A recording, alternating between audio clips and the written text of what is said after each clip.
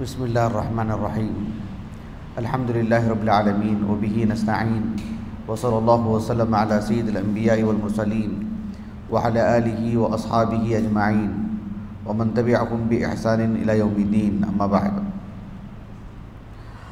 आज की तरावी 12वीं तरावी थी। अल्हम्दुलिल्लाह हमने समाअत किया। आज हमने सूरत हूद की मुकम्मल तिलावत सुनी और सूरत यूसुफ का आधा हिस्सा।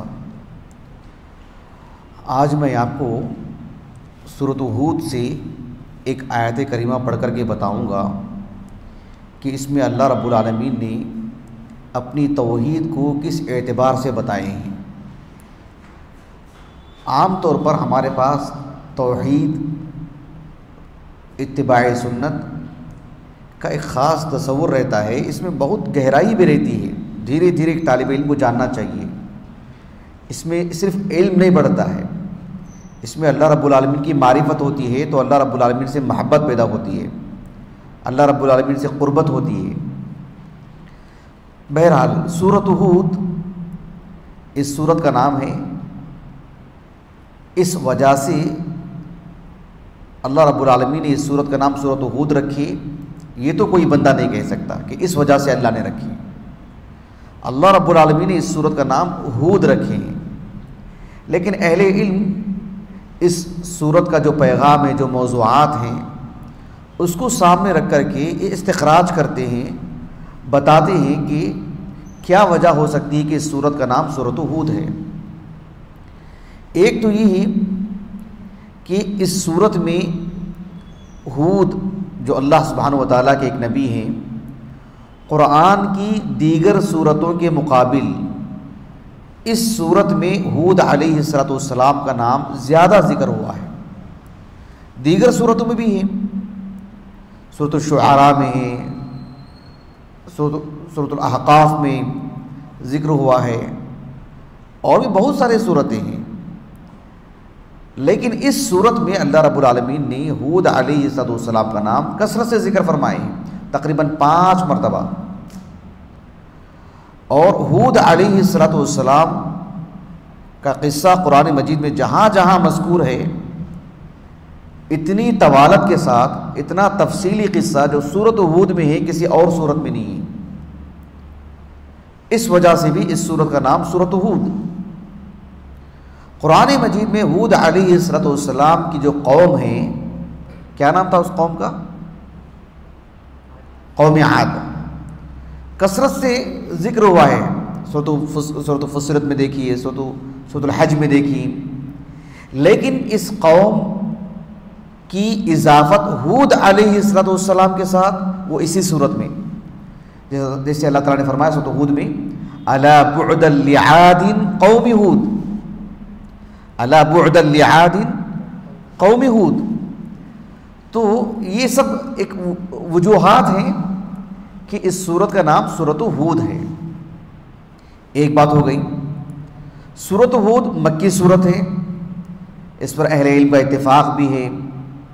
बल्कि अल्लामा मजदुद्दीन अल-फ़ैरोज़ाबादी बसाइर ज़वी तमीज़ में और अल्लामा अबुल हसन अल-बिक़ाई मसाइदुन नज़र में इस पर अहले इल्म का इजमा नकल किए हैं कि मक्की सूरत है। अलबत्ता एक आयत करीमा है, फ़अक़िमिस्सलाता तरफ़ई नहार।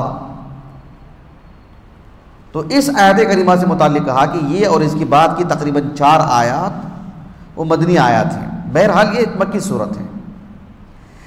इस सूरत का मौजू क्या है वो जानना ज़रूरी है। मकसद इस सूरत का, मैं इससे पहले बताया था नहीं, हर सूरत का एक मकसद होता है। अहले इल्म इस पर बहुत तवज्जो दिलाते हैं कि जब तक आप उस सूरत के मकसूद से वाकिफ़ नहीं होंगे, उस सूरत का तर्जुमा, तफसीर, तफसीली बातें आप मकसूद को नहीं समझ पाएंगे। हर बात हर सूरत में नज़र आएगी तकरीबन आपको, लेकिन इस सूरत का मकसूद जानने के बाद पढ़ेंगे तो फिर आपको एक अलग रंग नज़र आएगा। इस सूरत का जो मकसूद है वो ये है कि अंबिया अलैहिमुस्सलाम, उनकी जो कौम जब उन्हें झुटलाती थी, जो तकज़ीब करती थी, तो उस वक्त अंबिया अलैहिस्सलाम की मुवाजहत कैसे होती थी, किस तरह की उनकी जो तकज़ीब होती थी, कैसे समझाते थे झुटलाने वालों को। कौम के वो अफराद जो नबी का मजाक उड़ाते हैं, उनके साथ नबी का मामला कैसा होता था। आम गैर मुस्लिमीन नहीं, उनके जो सरकर्दा लोग हैं, मुकज़्ज़िबीन, झुटलाने वाले लोग, मजाक उड़ाने वाले लोग, उनके खिलाफ प्रोपेगेंडा करने वाले लोग, उनके ताल्लुक से अंबिया का मामला क्या होता था, वो इस सूरत का मकसूद है। और उसके नतीजे में अल्लाह के रसूल को तसल्ली देना भी मकसूद है इस सूरत में। अब देखो, इस सूरत में अल्लाह रब्बुल आलमीन ने कई अंबिया के किस्से बयान फरमाए हैं। नूह अलैहिस्सलाम का भी किस्सा मज़कूर है। नूह अलैहिस्सलाम अपनी कौम के लोगों से फरमाया, वला अक़ूलु लकुम, ये आयत करीमा बहुत अहम है तौहीद के बयान में, ध्यान दीजिए आप। अल्लाह ताला ने फरमाया वला अक़ूलु लकुम, नूह अलैहिस्सलाम क्या की हिकायत बयान की अल्लाह ने कि नूह अलैहिस्सलाम अपने कौम के लोगों से क्या कहा। उस आयत का नंबर क्या है, ज़रा देख के बताइए कोई। वला अक़ूलु लकुम इंदी खज़ाइनुल्लाह, वला अक़ूलु लकुम इंदी खज़ाइनुल्लाह वला अअलमुल गैब वला अक़ूलु लकुम इन्नी मलक। कितनी बातें की। पहली बात क्या है, वला अक़ूलु लकुम इंदी खज़ाइनुल्लाह। दूसरी बात है वला अअलमुल गैब। और तीसरी बात है वला अक़ूलु लकुम इन्नी मलक। नूह अलैहिस्सलाम ने लोगों के सामने अपनी दावत को रखा और कहा कि अल्लाह रब्बुल आलमीन के ख़ज़ानों का मैं मालिक नहीं हूँ, मुझे इल्म गैब भी नहीं है, ना मैं मलक हूँ। अब ध्यान दीजिएगा इस बात पर कि ये तीन बातें जो नूह अलैहिस्सलाम जो अपने ताल्लुक से नफी कर रहे हैं, इसमें तौहीद का बयान कैसे। आप देखेंगे कि हू बहू यही बातें, यही पैगाम अल्लाह ताला ने अल्लाह के रसूल को भी देने के लिए कहा सूरतुल अनआम में। उसकी आयत नंबर तो 50 है, वो याद है मुझे। इस आयत का नंबर ज़रा देखना पड़ेगा। हाँ 31 पक्की बात है, देख के बता रहे। बारकल्लाहु फीकुम। आयत नंबर 31। अब जो मैं पढ़ने जा रहा हूँ आयत नंबर 50 सूरतुल अनआम की, अल्लाह ताला ने अल्लाह के रसूल को हुक्म दिया क्या, कुल ला अक़ूलु लकुम इंदी खज़ाइनुल्लाह वला अअलमुल गैब वला अक़ूलु लकुम इन्नी मलक इन अत्तबिउ इल्ला मा युहा इलै। अब ज़रा तवज्जो दीजिए यहाँ से, अल्लाह जज़ाए खैर दी शेखुल इस्लाम इब्न तैमिया को रहमहुल्लाह, अहमद इब्न अब्दुल हलीम इब्न अब्दुल सलाम अबुल अब्बास तक़ीउद्दीन, बहुत बहुत बड़ी शख्सियत, बहुत बड़े आलिम दीन। सहाबा के बाद हमारी 1400 साल तारीख़ में नामवर उलमा में से एक। उनका जो मजमूल फतावा है उसकी जिल्द नंबर 11 है और सफ़ा नंबर 300 के बाद 312 ग़ालिबन। उसमें करामात, मुअजिज़ात इस कबील पर गुफ्तगू करते हुए इब्न तैमिया रहमहुल्लाह ने एक बड़ी बसीरत अफरोज़ बात कही। शेखुल इस्लाम इब्न तैमिया रहमहुल्लाह ने कहा कि सिफ़ातुल कमाल तरजिउ इला सलासा। क्या कहा, सिफ़ातुल कमाल तरजिउ इला सलासा, कि किसी भी शख्स का बाकमाल अगर होना है तो उसमें 3 सिफ़ात होनी है। कितनी? सिफ़ातुल कमाल तरजिउ इला सलासा, किसी शख्स को बाकमाल होना हो तो उसके बाकमाल होने के लिए कितनी सिफ़ात होनी चाहिए, उसमें 3 सिफ़ात। क्या है 3 सिफ़ात? कहा कि अल इल्मु वल कुदरतु वल गिना। कहा कि 3 सिफ़ात होनी चाहिए। इल्म, ऐसा इल्म जो इहाता कर ले हर चीज़ का।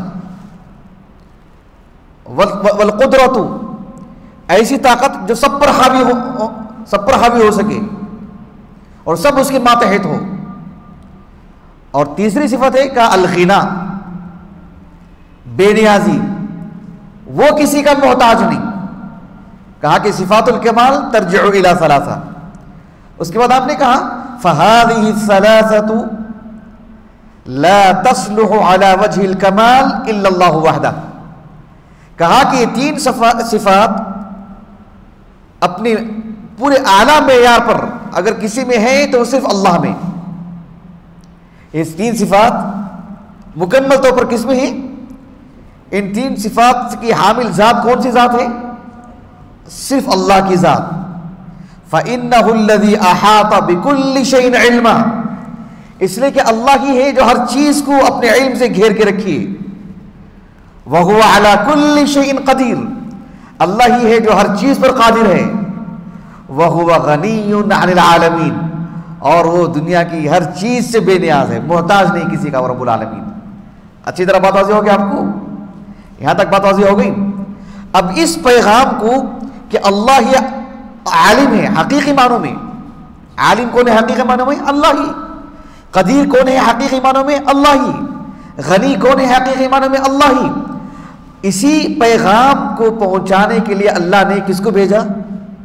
अंबिया को, अंबिया अलैहिस्सलाम को भेजा। शेखुल इस्लाम इब्न तैमिया ने कहा रहमहुल्लाह कि अल्लाह रब्बुल आलमीन ने इस पैगाम को दो नबियों की जुबानी बयान फरमाए। कितने? एक कौन? नूह अलैहिस्सलाम सूरत हूद में, और दूसरे कौन? मोहम्मद सल्लल्लाहु अलैहि वसल्लम। शेखुल इस्लाम इब्न तैमिया रहमहुल्लाह ने कहा कि दोनों उलुल अज़्म में से हैं, दोनों उलुल अज़्म में से हैं। फस्बिर कमा सबरा उलुल अज़्म मिनर रुसुल, सूरत अहज़ाब का आगाज उठाइए, सूरत शूरा का आगाज उठाइए, उसमें जो उलुल अज़्म अंबिया के नाम हैं, नूह अलैहिस्सलाम, इब्राहिम अलैहिस्सलाम, मूसा, ईसा और मोहम्मद अलैहिस्सलाम, अल्लाह ने उलुल अज़्म में से दो नबियों के पैगाम, दो नबियों की जुबानी इसी पैगाम को बयान फरमाए। शेखुल इस्लाम इब्न तैमिया रहमतुल्लाह ने कहा कि इन्हीं दो का इंतखाब क्यों? कहा कि वो इसलिए कि नूह अलैहिस्सलाम से मुताल्लिक हदीस में आता है, सही बुखारी की हदीस है, हदीस अनस। आप देखो किताब तफसीर में इसी आयत करीमा सूरत हूद की तफसीर उठा के देखिए आप। अनस बिन मालिक रज़ी अल्लाह अन्हु कहते हैं कि हशर के मैदान में एक अरसे तक लोग खड़े रहेंगे। अल्लाहु अकबर। एक वक्त आएगा कि अहले ईमान आदम अलैहिस्सलाम के पास जाएंगे। आपसे एक जो दुनिया में चूक हुई थी उसको याद करेंगे आप, और आप क्या कहेंगे? इतु नूहन, तुम सब नूह के पास जाओ अलैहिस्सलाम। क्यों उनके पास जाओ? फजीलत क्या है उनकी? फ़इन्नहु बअसहुल्लाहु फ़इन्नहु अव्वलु रसूलिन बअसहुल्लाहु इला अहलिल अर्ज़, फ़इन्नहु अव्वलु रसूल बअसहुल्लाहु इला अहलिल अर्ज़। सबसे पहले रसूल कौन है और खातमुन नबिय्यीन कौन है?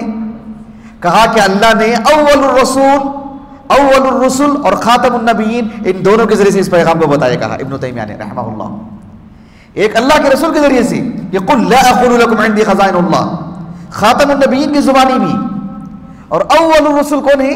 बअसहुल्लाहु इला अहलिल अर्ज़, नूह अलैहिस्सलाम, उनकी जुबानी में कहा वला अक़ूलु लकुम इंदी खज़ाइनुल्लाह वला अअलमुल गैब वला अक़ूलु लकुम इन्नी मलक। बात वाज़ेह हो गया आपको? आप जरा ध्यान दीजिए कि एक तो अल्लाह रब्बुल आलमीन की तौहीद को बयान किया गया कि आलिमुल गैब हकीकी मानों में कौन है? रब्बुल आलमीन। हकीकी मानों में कदीर कौन है? कुदरत किसको है?